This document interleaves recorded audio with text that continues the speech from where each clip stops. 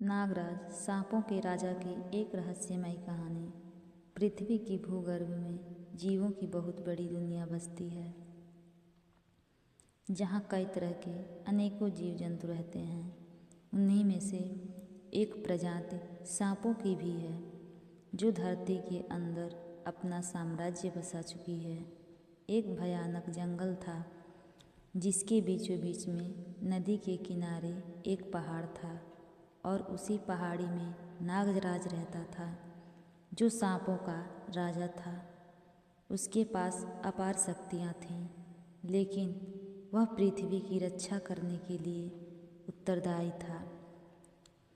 नागराज की बहुत विशाल सर्प सेना थी, जो उसके एक इशारे पर कोहराम मचा सकती थी। जंगल के सभी जीवों का राजा वैसे तो शेर को ही माना जाता है, लेकिन इस जंगल का राजा नागराज था, जिसने पूरे जंगल में अपना वर्चस्व बना लिया था। एक बार कुछ लोग परिवार के साथ जंगल में भटक कर पहुँच गए। परिवार के सदस्यों में 2 पुरुष, 2 महिलाएं, 2 छोटी बच्चियां और एक छोटा बच्चा भी था। काफ़ी देर तक वह जंगल से बाहर निकलने का रास्ता ढूंढते रहे, लेकिन जंगल इतना घना था कि सूरज की किरणें भी अंदर नहीं आ सकती थीं। दोनों पुरुषों में एक का नाम राजू और दूसरे का नाम विनोद था।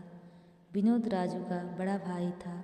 वह थोड़ा सीधा साधा नहीं था, लेकिन वह जंगल के अंदर सबसे ज़्यादा घबरा रहा होता है।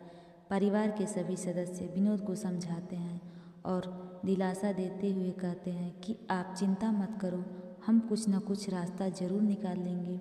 राजू थोड़ा हिम्मती था। वह सभी को लेकर आगे बढ़ने लगा। बच्चे छोटे होते हैं, इसीलिए उन्हें गोद में लेकर आगे बढ़ते हैं। सबसे छोटा बच्चा सिर्फ 5 वर्ष का होता है। उसे जंगल में मज़ा आ रहा होता है। वह ऊंचे ऊंचे पेड़ पौधों को देखकर बहुत खुश होता है। काफ़ी दूर चलने के बाद राजू को एक विशाल पहाड़ नज़र आता है। वह अपने परिवार से कहता है, जल्दी चलो, हमें उस पहाड़ के ऊपर चलना होगा, तभी हमें सही दिशा का पता चलेगा। सभी चलते चलते थक चुके होते हैं। पहाड़ के किनारे एक नदी बह रही होती है, जिसे देखते ही सभी पानी पीने के लिए दौड़ लगा देते हैं। नदी के पास पहुंचते ही सभी पानी पीने लगते हैं। नदी की धारा सामान्य होती है, इसीलिए नदी को पार करना आसान था। विनोद और राजू अपने पूरे परिवार को नदी पार करवा देते हैं, लेकिन अचानक राजू चिल्लाकर पूछता है, हमारा मुन्ना छोटा बेटा कहाँ है? दरअसल जल्दबाजी में नदी पार करने के चक्कर में छोटे बच्चे की तरफ किसी का ध्यान ही नहीं गया और वह बच्चा तितलियों का पीछा करते हुए जंगल के अंदर चला गया।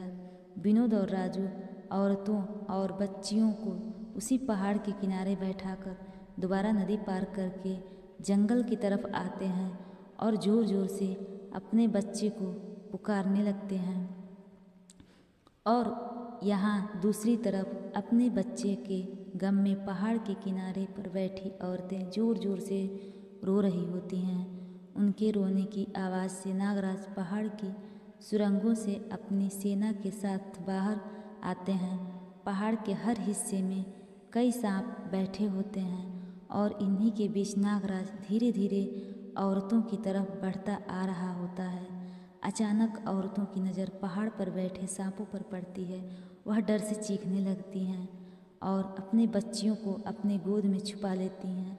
तभी नागराज उनके सामने आकर विशाल फन फैलाकर खड़े हो जाते हैं और सभी से कहते हैं कि तुम लोगों को यहाँ से बाहर जाने के लिए अब मेरी नाग सेना रास्ता दिखाएगी। तुम लोग जल्द ही इस जंगल से बाहर चले जाओ, यहाँ रहना खतरनाक हो सकता है। राजू और विनोद भी बोलता हुआ सांप देखकर दंग रह जाते हैं, लेकिन उन्होंने अपने बच्चे को पार करा लिया था। इससे बड़ा चमत्कार कुछ नहीं हो सकता था। इसीलिए वह नागराज को देव रूप मान लेते हैं और अपने परिवार के साथ जंगल से सांपों के पीछे पीछे चल देते हैं। कुछ ही दूर उन्हें एक सुरंग दिखाई देती है। सांप वहीं जाकर रुक जाते हैं और उन्हें जाने का इशारा करते हैं। एक एक करके राजू अपने पूरे परिवार को सुरंग के द्वार से जंगल से बाहर निकाल देता है। नागराज इस परिवार के लिए किसी फरिश्ते से कम नहीं थे, जिन्होंने इन्हें इनका खोया हुआ अनमोल उपहार दे दिया। और इसी में चमत्कार के साथ यह डरावनी कहानी समाप्त हो जाती है।